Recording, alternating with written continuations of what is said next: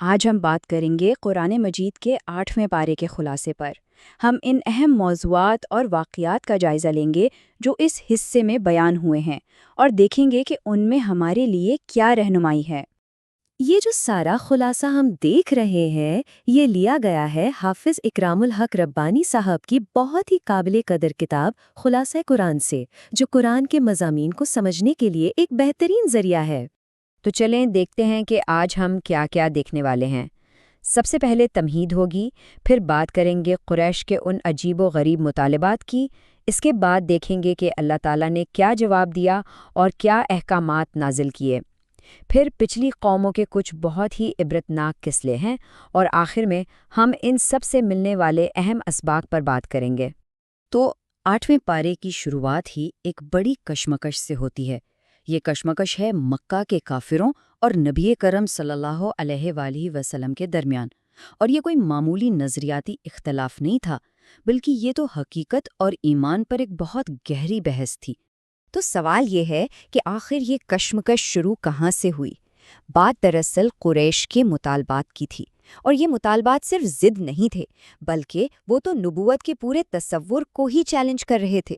تو پھر وہ کون سے ایسے ناممکن سے مطالبے تھے جو وہ کر رہے تھے؟ ان کا مقصد کیا تھا؟ ظاہر ہے نبی اکرم صلی اللہ علیہ وسلم کو لاجواب کرنا۔ آئیے دیکھتے ہیں کہ وہ کیا کہہ رہے تھے۔ اچھا، تو ان کا سب سے بڑا اور عجیب مطالبہ یہ تھا کہ آپ ہمارے جو آباء و اجداد مر چکے ہیں، خاص طور پر قصی جیسی بڑی شخصیت، انہیں زندہ کر کے دکھائیں، اور صرف زندہ نہ کریں بلکہ وہ آ کر گواہی دیں کہ آپ سچے نبی ہیں۔ کہتے تھے تبھی ہم ایمان لائیں گے۔ اب آپ سوچیں، یہ مطالبہ تو سیدھا سیدھا اللہ کے اختیار کو چیلنج کرنے والی بات تھی۔ تو اللہ تعالیٰ نے صرف ان کے اس مطالبے کا ہی جواب نہیں دیا، بلکہ ان کی اپنی روزمرہ کی زندگی اور ان کی سوچ میں جو خامیاں تھیں نا، ان کو بھی سامنے رکھا۔ یہاں ایک بڑی دلچسپ بات سامنے آتی ہے۔ دیکھیں، وہ کھانے پینے کے معاملے میں بھی اپنی منطق استعمال کرتے تھے۔ ان کا سوال تھا کہ بھئی، جو جانور اللہ نے مارا، یعنی جو خود مر گیا، وہ تو حرام ہے، اور جسے ہم اپنے ہاتھ سے ذبح کریں وہ حلال، یہ کیسی بات ہوئی؟ اس کے جواب میں قرآن نے بالکل صاف بتا دیا کہ حلال اور حرام کا فیصلہ اللہ کرتا ہے۔ اس طرح کے فضول سوالات اور وسوسے تو شیطان کے ہیں۔ اچھا، ان کی بحثوں اور مطالبات کے جواب میں قرآن صرف دلائل ہی نہیں دیتا، بلکہ تاریخ سے ٹھوس ثبوت لاتا ہے۔ اور یہ جو قصے ہیں نا، یہ صرف کہانیاں نہیں ہیں، ان میں ایک بہت واضح پیغام چھپا ہوا ہے۔ کہتے ہیں نا کہ تاریخ خود کو دہراتی ہے، اور یہ ایک ایسا اصول ہے جو کبھی نہیں بدلتا۔ اس پارے میں اللہ تعالیٰ اسی چیز کی طرف ہماری توجہ دلاتا ہے۔ ایک پیٹرن ہے جو بار بار دہرایا گیا۔ جب بھی کسی قوم نے اللہ کے نبی کو جھٹلایا، اس کا انجام ہمیشہ عبرتناک ہی ہوا۔ یہاں آپ اس پیٹرن کو بالکل صاف صاف دیکھ سکتے ہیں۔ قوم نوح کو دیکھیں، توحید کی دعوت ٹھکرائی تو سیلاب میں غرق ہو گئے۔ قوم عاد نے انکار کیا تو ایک تیز آندھی نے انہیں تباہ کر دیا۔ قوم سمود نے اللہ کی نشانی اونٹنی کو نقصان پہنچایا تو ایک ہولناک چیخ نے ان کا خاتمہ کر دیا۔ اور قوم لوط نے جب اخلاقی حدیں پار کیں تو ان پر پتھروں کی بارش ہوئی۔ آپ دیکھیں، ہر بار وجہ ایک ہی تھی، انکار اور تکبر، اور نتیجہ بھی ایک ہی تھا، تباہی۔ تو یہ صرف قصے نہیں، یہ قدرت کے اصولوں کی وضاحت ہے۔ ان تمام قصوں میں سے حضرت شعیب علیہ السلام کا قصہ بہت اہم ہے۔ کیوں؟ کیونکہ ان کی دعوت صرف توحید تک نہیں تھی، انہوں نے اپنی قوم کو ایک اور بڑی برائی سے روکا، اور وہ تھی معاشی ناانصافی، یعنی ناپ تول میں کمی۔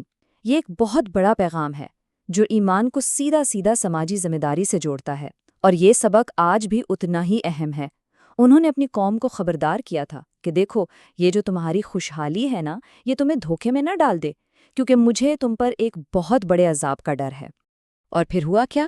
جب مدین کے لوگوں نے حضرت شعیب کی بات نہ مانی، توحید کو بھی جھٹلایا اور اپنی بے ایمانی سے بھی باز نہ آئے، تو انہیں ایک شدید زلزلے نے آ پکڑ، اور وہ اپنے ہی گھروں میں اوندھے پڑے رہ گئے۔ یہ تاریخ کا ایک اور ثبوت تھا کہ اللہ کے اصول اٹل ہیں۔ قوموں کا عروج و زوال اسی بات پر منحصر ہے کہ وہ ان اصولوں پر عمل کرتی ہیں یا نہیں۔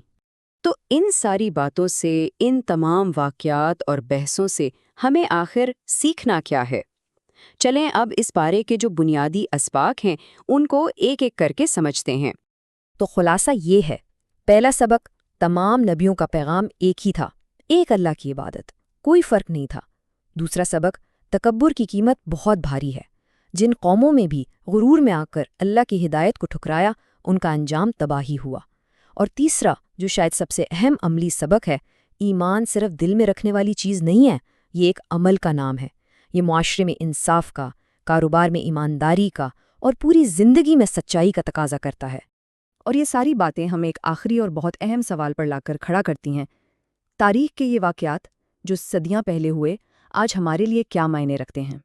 ان قصوں میں آج کے معاشروں کے لیے اور ہماری اپنی ذاتی زندگیوں کے لیے کیا سبق چھپا ہوا ہے؟ اس پر سوچنا بہت ضروری ہے۔